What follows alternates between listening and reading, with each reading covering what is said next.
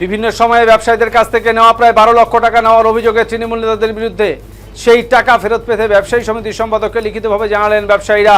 সোমবার সকালে মাথাভাঙ্গা 1 নং ব্লকের কৃষক বাজারের ব্যবসায়ীরা কৃষক বাজারের সম্পাদক সমীর কুমার রায়কে এই লিখিত অভিযোগ জানান।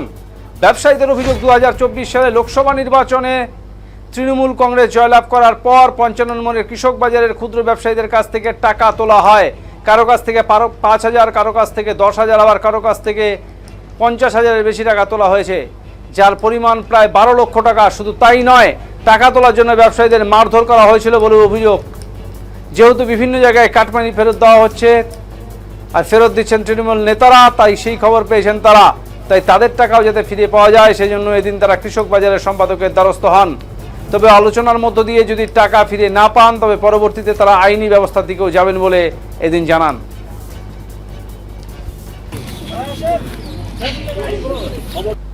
গত 2024 লোকসভা নির্বাচনের পরে এখানে বাইরের থেকে হারমাত বাহিনী এনে এক একজন ব্যবসায়ীকে কলার ধরে ধরে মারধর করে এখানে একটা পার্টি অফিস, সরকারি জায়গায় একটা পার্টি অফিস নির্মাণ করতে চেয়েছিল।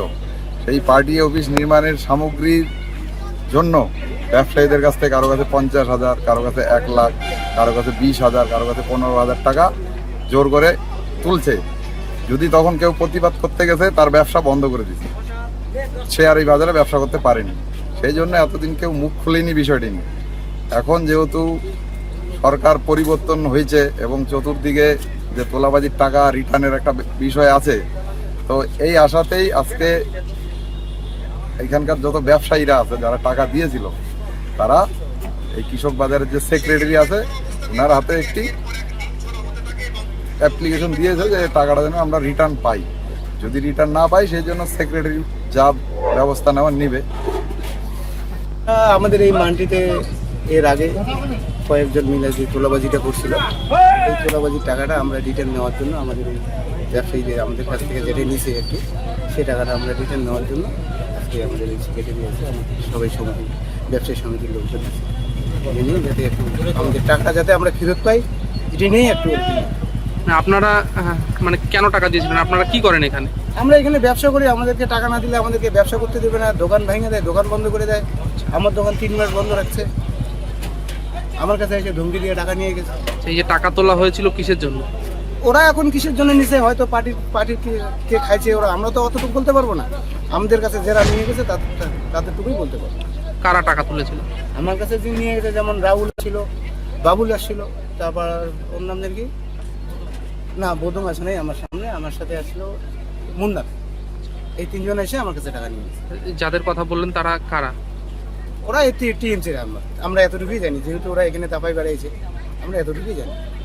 তো আজকে মূলত কেন এই লিখিত অভিযোগ আপনাকে দেওয়া?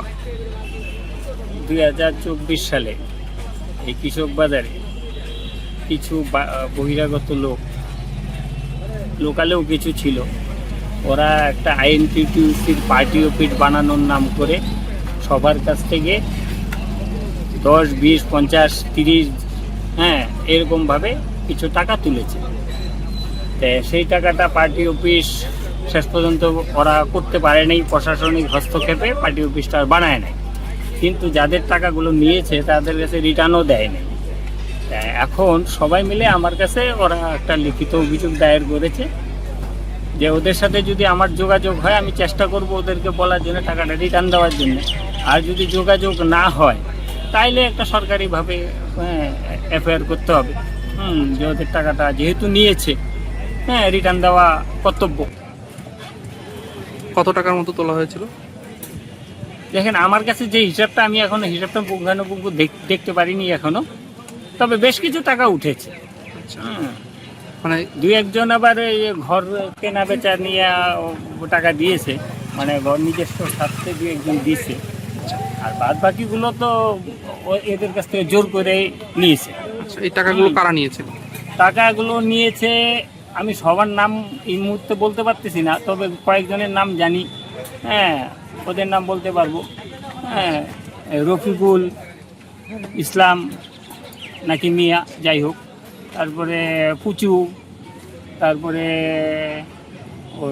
ওই দিন ছিল পাপাই, তারপরে বাবুল, হ্যাঁ, বাবুল মিয়া না রহমান, সঠিক জানি না, শেখ বাবুল, আরো কয়েকজন ছিল। আচ্ছা, মানে সবার নাম এই যে জানি। যারা ছিল তারা কারা, তারা কি? বোদং, আচ্ছা হ্যাঁ, এরকম অনেক কয়জন ছিল আর আচ্ছা, কি। মানে তারা কোন দলের বা তারা কারা?